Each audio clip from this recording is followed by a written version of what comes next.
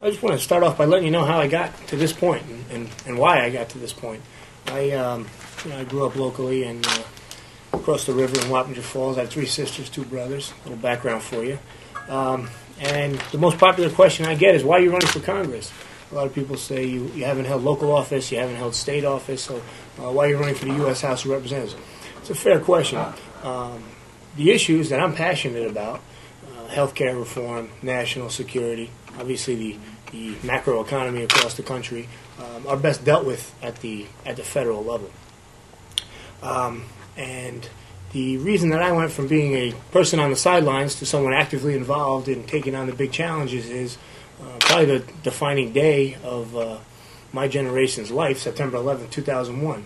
My sister Sue worked in the North Tower of the World Trade Center.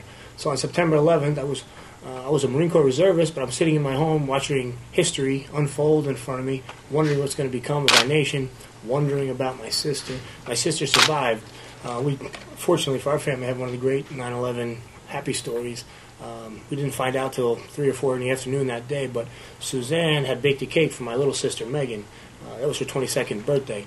My 3 sisters were going to the Yankee game that night, and they were going to have a tailgate and eat the cake. And Sue iced the cake that morning of the 11th. She got on the wrong train, never made it to work that day. 69 of her colleagues perished, but she survived.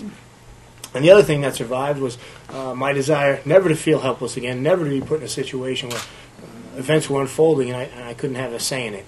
And that feeling of, or that desire to be proactive led me to Iraq as a Marine Corps infantryman, led me to New Orleans as a Hurricane Katrina rescue worker, and it led me to throw my hat in this ring for this congressional race.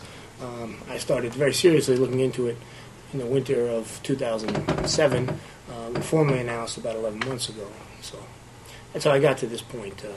Politics is a place where power and influence is traded, and are the friends of powerful, influential people going to get bailed out, or are regular people who don't know anybody going to get bailed out? I just think it's a mess. You know, you said that you guys were going to sit down and decide what the values were and who's worthy of being bailed out. That's what the market does. The market is flawed, but it has gotten into a position where we have great wealth in this country, and the market is better at sorting out what things are worth than 435 members of the House and 100 senators.